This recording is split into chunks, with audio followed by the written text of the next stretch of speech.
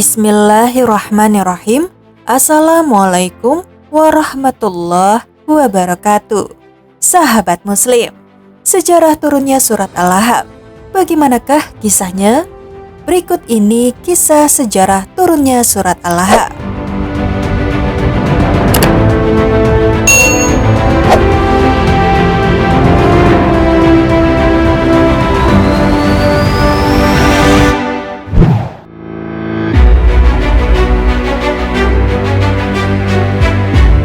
Sahabat Muslim, para nabi dan rasul memiliki tugas menyampaikan risalah dari Allah Subhanahu wa Ta'ala kepada umat manusia agar menyembah dan mentauhidkan Allah Subhanahu wa Ta'ala semata.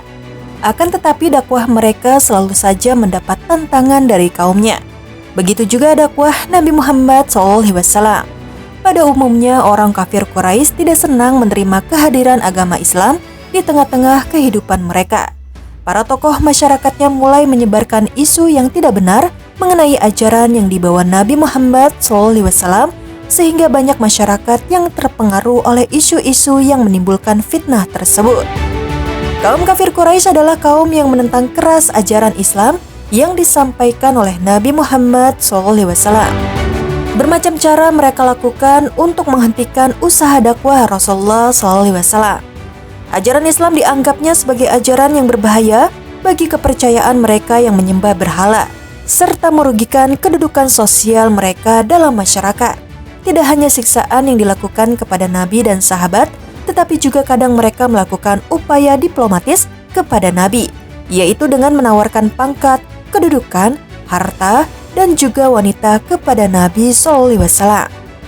Salah seorang tokoh masyarakat Quraisy yang selalu menghalangi dakwah Nabi Muhammad SAW adalah Abu Lahab dan istrinya. Mereka menghasut masyarakat Arab Quraisy agar membenci Nabi Muhammad SAW dan Islam. Nama lengkap Abu Lahab adalah Abdul Al-Uzza bin Abdul Muttalib.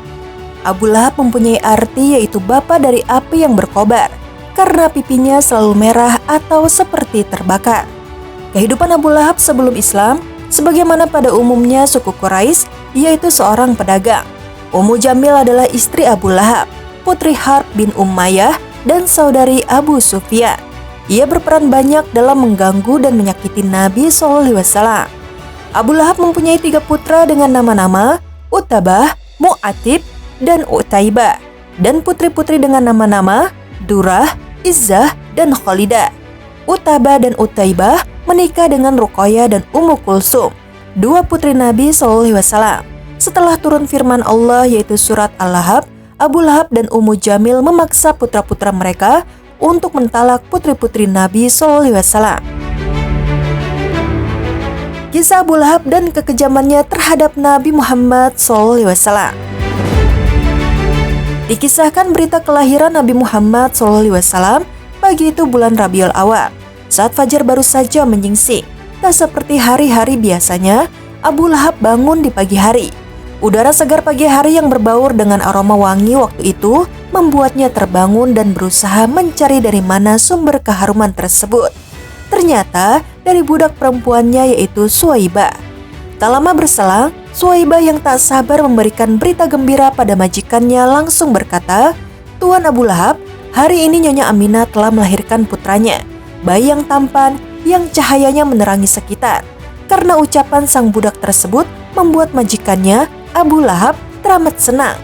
Dan karena tak mampu membendung rasa sukacitanya tersebut, maka seketika ia berkata pada Suwaibah, "Wahai Suwaibah, pergilah engkau, mulai saat ini kamu merdeka."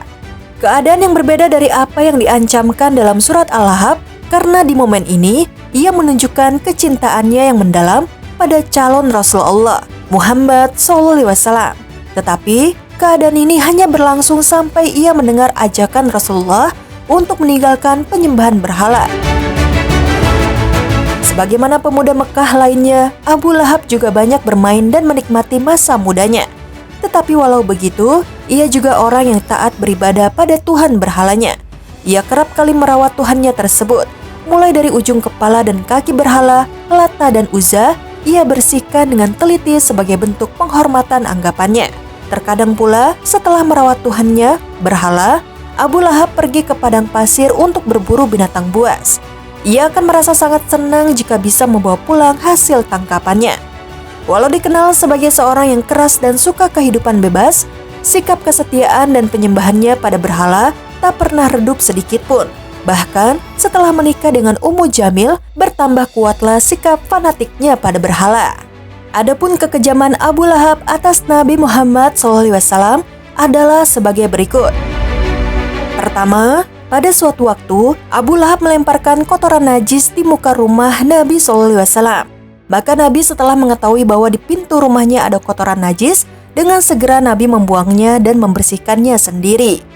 Kedua, pada suatu hari, Abu Lahab berbuat begitu lagi di muka rumah Nabi SAW dan Nabi mengetahui yang melemparkan kotoran itu adalah Abu Lahab. Nabi SAW lalu membuang kotoran itu sendiri sambil berkata, "Hai anak cucu Abdul Manaf, beginikah cara orang-orang bertetangga?" Ketiga, pada suatu waktu lagi, Abu Lahab sedang melempari kotoran manusia dan binatang ke muka rumah Nabi SAW.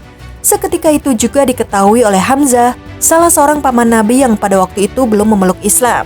Hamzah dengan segera mengambil kotoran-kotoran tadi, kemudian dilemparkan kepada saudaranya, Abu Lahab sendiri. Abu Lahab ketika itu marah-marah dan mencaci maki Hamzah dengan suara yang sangat kasar. Demikianlah Abu Lahab senantiasa melemparkan dan membuang kotoran-kotoran manusia dan binatang di muka pintu rumah Nabi SAW. Dan oleh Nabi sendiri kotoran-kotoran itu dibuangnya. Sebab turunnya Quran Surat Al-Lahab. Ketika Nabi SAW melakukan dakwahnya secara terang-terangan, ia menyeru kabilah-kabilah Quraisy tentang azab ilahi serta mengajak mereka kepada tauhid. Abu Lahab mengejek Nabi SAW dengan lafal, "Binasalah engkau." Kemudian turun Quran Surat Al-Lahab. Binasanya kedua tangan Abu Lahab dan benar-benar binasa dia. Mengenai sebab turunnya surah ini ada beberapa pandangan yang disebutkan. Setelah turunnya surat ini, Abu Lahab hidup lebih dari 10 tahun. Namun ia tetap tidak beriman dan mati dalam keadaan musyrik. Ini adalah mukjizat Al-Quran. Surah Al-Lahab terdiri dari 5 ayat dan termasuk kategori surah Makkiyah. Sebab surat Al-Lahab diturunkan ketika Nabi Muhammad SAW berada di kota Mekah. Sebelum peristiwa hijrah ke Madinah, surah Al-Lahab diturunkan berkaitan dengan peristiwa yang terjadi di Bukit Safa. Pada saat itu, Nabi Muhammad SAW mengumpulkan orang-orang Quraisy Mekah di Bukit Safa. Kemudian Nabi Muhammad SAW naik ke atas bukit dan bersabda, "Bagaimana pendapat kalian seandainya aku beritahu bahwa musuh akan datang besok pagi atau petang? Apakah kalian percaya padaku?" Orang-orang Quraisy menjawab, "Tentu kami percaya." Selanjutnya beliau bersabda, "Aku peringatkan kepada kalian bahwa siksaan Allah yang dahsyat akan datang." Tiba-tiba Abu Lahab menyanggah dan berkata, "Tabban laka, sungguh celaka engkau. Apakah hanya untuk ini kami dikumpulkan di sini?" Maka turunlah surat Al-Lahab ayat 1-5 yang menjelaskan bahwa yang celaka nantinya di akhirat adalah Abu Lahab sendiri dan istrinya yang senantiasa menghalang-halangi dakwah Islam, suka memfitnah dan mengolok-olok Nabi Muhammad SAW. Binasalah kedua tangan Abu Lahab dan sesungguhnya dia akan binasa. Tidaklah berfaedah kepadanya harta bendanya dan apa yang ia usahakan. Kelak dia akan masuk ke dalam api yang bergejolak. Dan begitu pula istrinya, pembawa kayu bakar, yang lehernya ada tali dari sabut. Quran Surat Al-Lahab ayat 1-5. Sebab permusuhan Abu Lahab dengan Islam. Mengenai sebab permusuhan Abu Lahab dengan Nabi SAW dapat disebut beberapa alasan. Pertama, persaingan dengan Abu Thalib. Setelah Abdul Muthalib, Abu Thalib menjadi kepala Bani Hashim dan melindungi Nabi SAW. Penukilan-penukilan historis menunjukkan bahwa Abu Lahab dan Abu Thalib tidak memiliki hubungan yang baik. Kedua, fanatik dan kecenderungan kabilah. Istri Abu Lahab, Ummu Jamil binti Harb, adalah saudari Abu Sufyan dan dari Bani Umayyah. Oleh karenanya, Abu Lahab melindungi Bani Umayyah. Dari sisi lain, ibunya berasal dari kabilah Khuza'ah yang memiliki kedengkian kepada Quraisy. Ketiga, takut berperang dengan masyarakat Arab. Abu Lahab meyakini bahwa penerimaan Islam berarti pengumuman perang dengan semua masyarakat Arab. Fitnah Ummu Jamil kepada Nabi Muhammad SAW. Istrinya Abu Lahab, yaitu Ummu Jamil, nama aslinya adalah Aura binti Harb bin Umayyah. Ummu Jamil adalah saudari perempuan Abu Sufyan. Ia dari keluarga kaya dan tokoh besar. Ia disebut dengan Ummu Jamil karena memiliki paras yang cantik, tetapi julukan ini tidak sesuai dengan perilakunya. Ia dan suaminya, Abu Lahab, sama-sama memusuhi Nabi SAW. Ummu Jamil juga suka mengadu domba dan memfitnah supaya orang-orang Mekah membenci Nabi. Karena hal ini, ia dijuluki pembawa kayu bakar, karena ia suka membakar emosi, mengadu domba, dan menimbulkan kebencian orang-orang Mekah pada Islam. Seringkali pada malam hari ia memanggul kayu yang berduri untuk diletakkan di jalan-jalan yang biasa dilalui Nabi SAW, sehingga bila Nabi lewat pada malam hari atau subuh, Nabi akan menginjak kayu yang berduri itu, sehingga Nabi terluka. Ummu Jamil senang kalau Nabi terluka karena menginjak kayu berduri. Saat membawa kayu, ia mengikatnya dan melilitkan sebagian talinya pada lehernya.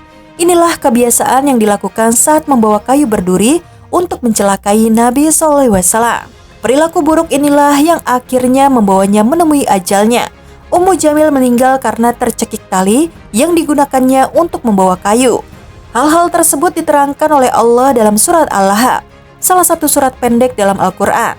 Surat Al-Lahab yang menunjukkan mukjizat Al-Quran karena dengan tepat memprediksi hal-hal yang belum terjadi saat surat ini diturunkan. Telah dinyatakan bahwa Abu Lahab dan istrinya termasuk seorang yang celaka. Maka memang sampai akhir hayatnya, mereka tidak pernah beriman kepada Allah Subhanahu wa Ta'ala dan Rasulullah SAW. Meskipun Rasulullah selalu mengajak mereka untuk beriman.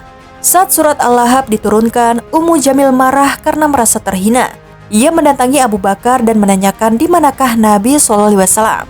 Ummu Jamil marah di depan Abu Bakar sambil membawa batu dan mengancam akan melakukan berbagai hal buruk pada Muhammad SAW. Ummu Jamil menanyakan di manakah Muhammad, padahal saat itu Nabi sedang duduk tepat di samping Abu Bakar.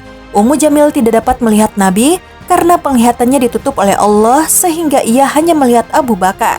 Padahal Nabi sedang duduk di samping Abu Bakar. Abu Bakar heran kenapa Ummu Jamil menanyakan di mana Nabi, padahal berada di sampingnya. Maka Abu Bakar bertanya, apakah Ummu Jamil hanya melihat Abu Bakar dan tidak melihat orang lain di sampingnya?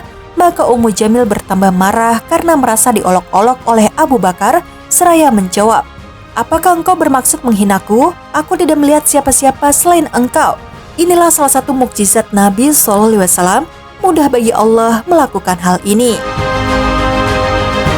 Kemudian dalam kisah lainnya, dikisahkan pada suatu hari, jari tangan Nabi SAW kejatuhan batu dari atas, sehingga jari Nabi luka dan bengkak.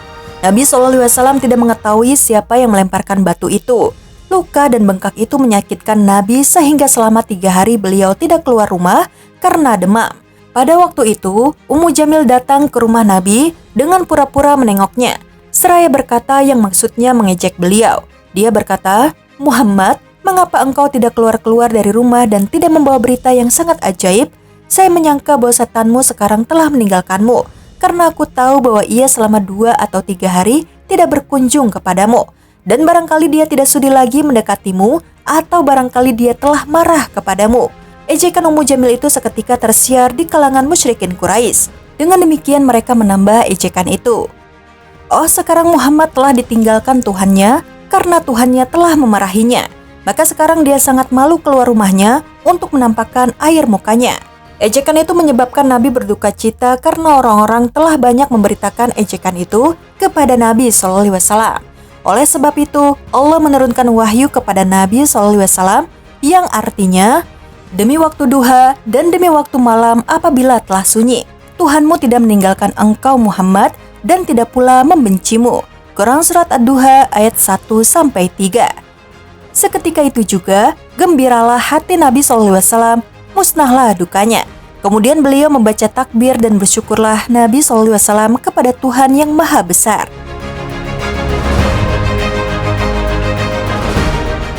Kematian Abu Lahab. Hanya berselang 7 hari setelah peristiwa Perang Badar usai, Abu Lahab meninggal dunia. Dikarenakan khawatir penyakit Abu Lahab menular, oleh kaum Quraisy, jasad Abu Lahab dibawa keluar kota Mekah dan dikuburkan di antara tumpukan batu. Ibnu Battuta menyebutkan kuburan Abu Lahab dan istrinya berada di luar Mekah, di mana orang-orang yang lewat melemparinya dengan batu. Abu Lahab meninggal karena penyakit. ia tidak ikut memerangi Nabi SAW saat perang Badar karena sakitnya itu. Sepulangnya orang-orang kafir dari perang Badar dengan membawa kekalahan, sakitnya bertambah parah dan ia akhirnya meninggal dunia dengan keadaan sakit yang mengerikan. Diriwayatkan bahwa orang-orang kafir, bahkan teman-teman dan keluarganya enggan mengurus jenazahnya karena keadaan sakitnya yang menjijikan dan timbul bau busuk dari penyakitnya. Selama 3 hari sejak kematiannya, jasad Abu Lahab dibiarkan tergeletak tanpa ada yang bersedia menguburkan. Kaumnya tidak berani mendekati jasadnya. Akhirnya karena bau busuk yang kian menjadi, maka digali juga sebuah lubang kubur bagi Abu Lahab. Bangkai Abu Lahab didorong-dorong dengan sebilah kayu sampai masuk lubang. Tidak hanya itu, prosesi penguburan pun berlangsung secara mengenaskan. Dari jauh kaumnya melempari kuburan Abu Lahab dengan batu hingga mereka yakin betul jasadnya telah tertutup rapat. Sahabat Muslim, dalam kisah Abu Lahab, ada beberapa pelajaran yang bisa kita jadikan sebagai pelajaran untuk diri kita sendiri, keluarga, dan masyarakat Islam pada umumnya. Pertama, sejarah Abu Lahab dan turunnya surat Al-Lahab merupakan salah satu tanda dari tanda-tanda kekuasaan Allah, di mana Allah Subhanahu wa Ta'ala menurunkan surat ini dalam kondisi Abu Lahab dan istrinya masih hidup, sementara keduanya telah divonis sebagai orang yang akan disiksa di dalam api neraka, yang konsekuensinya mereka berdua tidak akan menjadi orang yang beriman. Dan apa yang dikabarkan Allah Subhanahu wa Ta'ala, Zat yang Maha mengetahui perkara yang gaib pasti terjadi. Kedua, tidak berguna sedikit pun harta benda untuk melindungi seseorang dari azab Allah ketika ia melakukan perbuatan yang mendatangkan murka Allah Subhanahu wa Ta'ala. Ketiga, haramnya mengganggu orang beriman secara mutlak. Keempat, tidak bermanfaat sedikit pun hubungan kekerabatan seorang musyrik, di mana Abu Lahab adalah pamannya Nabi SAW, tetapi ia di dalam neraka. Kelima, hubungan kekeluargaan dapat bermanfaat jika itu dibangun di atas keimanan. Lihatlah Nabi SAW dan Abu Lahab punya kedekatan dalam kekerabatan. Namun hal itu tidak bermanfaat bagi Abu Lahab karena ia tidak beriman. Keenam, tidak bermanfaatnya harta dan keturunan bagi orang yang tidak beriman. Namun sebenarnya harta dan keturunan dapat membawa manfaat jika seseorang itu beriman.